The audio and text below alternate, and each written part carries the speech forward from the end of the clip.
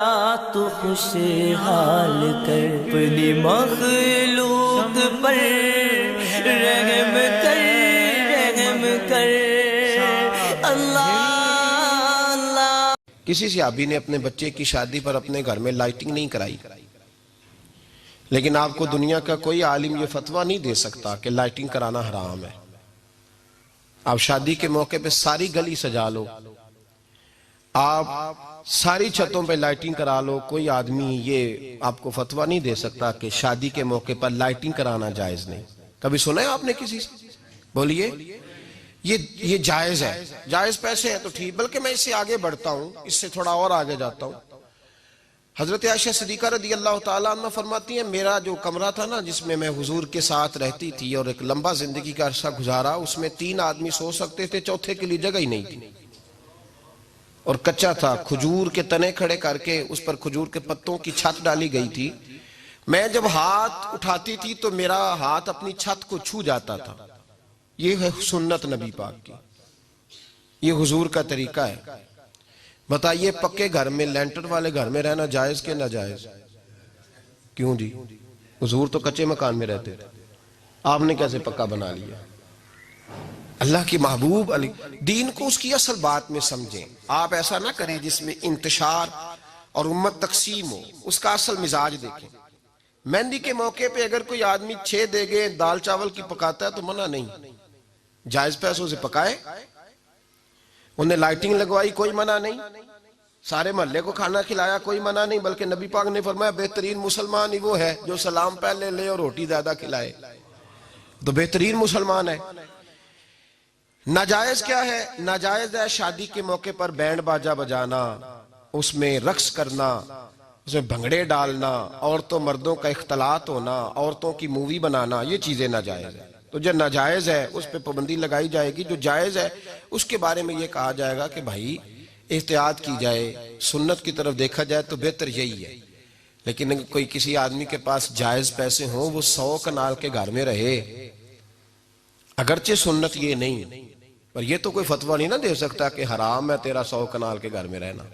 क्या है फतवा कहीं आपने सुना?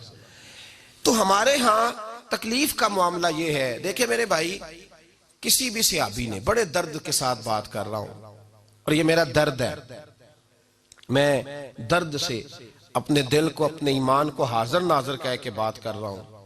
उम्मत बट जाती है हर मौके पे यार, हर जगह ही तकसीम हो रही है उम्मत मुस्लिमा। हर रोज कुछ ना कुछ फतवे ऐसे मिल जाते हैं जिसमें दरारें पड़ती हैं। किसी सहाबी ने किसी मस्जिद के अंदर इश्तिहार छपवा के, ऐलान करा के दरसे कुरान कराया है कभी? सीरतुन नबी का जलसा, खत्म बुखारी, मदरसे का दस्तारे फजीलत का जलसा, आपने इश्तिहार पढ़े हैं ना? ये सारे मकातिब फिक्र के होते हैं कि नहीं होते? किसी सहाबी ने इस तरह, वो तो रोज दरसे कुरान देते थे, लेकिन इस तरह इश्तिहार छपवा के, पोस्टर लगा के, और मिस्र से किसी सहाबी को स्पेशल बुलवा के या यमन से बुलवा के मस्जिद के अंदर कभी दरसे कुरान के इज्तिमात कराए, सीरतुन नबी के जलसे, खत्म बुखारी के? ओ भाई, ये सारी चीजें हुजूर के सहाबा की सुन्नत से मुरवजा अंदाज में साबित नहीं। मुझे बता मेरे भाई, मैं दर्द के साथ तुझसे सवाल करता हूं कि सीरतुन नबी के जलसे में तू पेशावर से मौलाना बुलाए, पिंडी से बुलाए, तू गुजरात और कराची से लोगों को बुला करके अगर सीरत का जलसा कराए और तू उसमें एक आदमी को कराची से बुलवाया जा रहा है तो तूने उसको 20,000 की टिकट भी दी और इश्तिहार पे भी जलसे पे खर्च हुआ, फिर लंगर भी पका, खाना भी तूने खिलाया, ना तुझे कोई बेवा याद आई, ना तुझे कोई मिस्कीन याद आया, ना तुझे कोई गरीब याद आया? हालांकि कहना चाहिए था ना, ये जो लाख रुपया लग रहा है किसी बेवा की खिदमत कर देनी चाहिए, यतीम को दे देना चाहिए। दर्द के साथ बात कर। सवाल मेरा ये है कि वही काम जो सीरत के जलसे में होते हैं, पहले तिलावत होती है, फिर नात होती है, फिर किसी आलिम का बयान होता है, वही काम सिर्फ नाम बदल के किया जाए, ईद मिलादुन नबी नाम रखा जाए, सल्लल्लाहु अलैहि वसल्लम। ये मैं आपके ज़हनों पे दस्तक दे रहा हूं, तकरीर नहीं कर रहा, सिर्फ दस्तक दे रहा। ओ भाई देखो, एक आदमी वही काम नाम बदल के करे तो जायज है, और अगर उसमें नबी पाक के मिलाद का नाम रख लिया जाए या नात का नाम रख लिया जाए तो फिर मुझे इजाजत दे मैं तुझसे सवाल करूं कि सिर्फ तुझे हुजूर की तारीफ पूरी लगती है? फिर मुझे इजाजत दे कि मैं तुझसे पूछूं कि सिर्फ तुझे नात अच्छी नहीं लगती? फिर मुझे इजाजत दे कि मैं तुझसे पूछूं कि तुझे सिर्फ रसूलुल्लाह के कसीदे अच्छे नहीं लगते?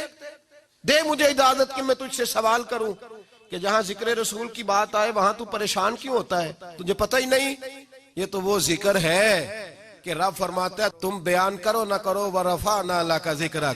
महबूब मैंने खुद तेरे चर्चे सारी दुनिया में बुलंद फरमा दिए। और नबी पाक ने पूछा हजरत जिब्रील से कि चल जिब्रील तू बता मेरी उम्मत को पता चले रब ने मेरा जिक्र कैसे बुलंद किया है।